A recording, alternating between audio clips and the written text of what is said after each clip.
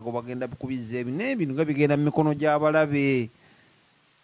Emmangu balabe bagenda kubitunda. Omulala nava n'ateesa naga nti bannange ebintu bye baleeta ne bye bataleeta byonna bintu bya Buganda ebiri ku ttaka lya Buganda.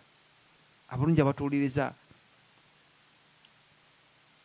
oba oli awo ng'Omuteesa bwe yagambye nti kikonyogo bakikasukira kulaalira kidda na kirimba.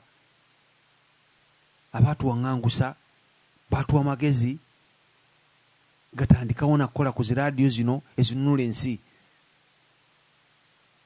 Ayi Mukama Katonda wa Buganda eyawa bajjajjaffe ensi Buganda amakula n'obaloosa amateeka naddala ago gwebaloosa ku lusozi nnono ne basobola okukola entegeka ey'okukuuma Buganda n'okugikwasa abo abaliddawo. Kakano olwaleero ng'omulabe atusaanyaawo, omulabe agitunyagako. Ayi Mukama Katonda ne tukusaba otwongere otuloosa obuwanguzi, otwongere otuloosa olumanyo, tusobole okulwanira ensi y'abajjajjaffe nga mu kyo tutya okweŋŋanga mu maaso go okutubuza nti ensi gye nabawa mwagiteekera mutya bazzukulu bammwe, nga tu ekibuuzo kiŋŋaa nga tulina byakuddamu. Ayi Mukama Katonda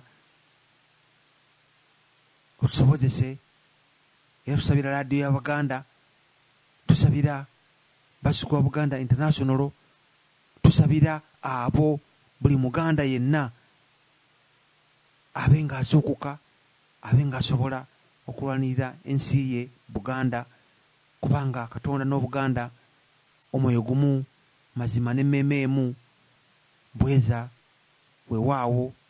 Amiina. Tweyama mu maaso ga Ssaabasajja Kabaka wa Buganda newankubadde ng'oli mu buwambe, abasajja bo gye tuli tulwanira Obuganda mu ngeri yonna. Tugamba nti wolisimba evviivi, mazima bwe tulise n'amazzi ne tuganywa. Laadiyo y'ababaka n'abanyonyodde ekigambo babaka kitegeeza ereeserwako bakiise, naffe tukiikiridde ebika byaffe, bitukiikiridde byalo byaffe gye tuva, bikasubi munaku yeegulira byetukiikiridde. Buli omu ojjako ng'ogina kyokiikiridde. Ndi mubaka wa kika kyange eyaleese omulamwa, mubaka wa kika kya Nnyonyi.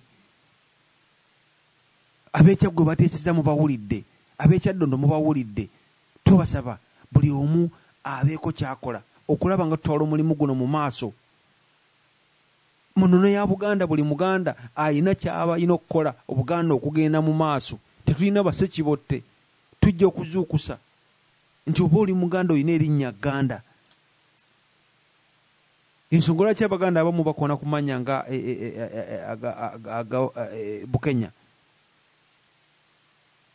nga balundi naye kugamba oli Muganda alikoonako, talikoonako mu butanwa oba mu butamanya, nti olw'okuba erinnya eryo ly'olina eryo lirina kye litegeeza mu Buganda, mbw'olwa tunakulejjako tujja kulikoonako ove mu Bunnalwanda bwo olyejjeko weetuuma eri Kinnalwanda, naye nga tojja kusanya Obuganda nga tukutunuulira. Kale nno tugaddewo pulogulaamu ya leero nga tubeebaza okubeera abawuliza abalungi, abawuliza b'omulembe omutebi. Temujjanga okwo Obuganda bufune obutongole bwabwo, tusobole okuteekera bazzukulu baffe Buganda Eyenkya. Muganda nge Mutabaazi.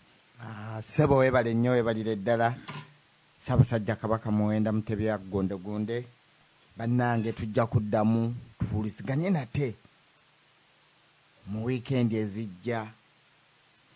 Twasuubiza naye nga wakyaliwo enteekateeka tukyagenda nayo mu maaso okubeera nti puroguramu ey'olwomukaaga efulumira mu Amerika, naye tulina okuba abagumiikiriza mu bizibu byonna ebiriwo, temukyeraliikirira, kyo kijja kutuukirira.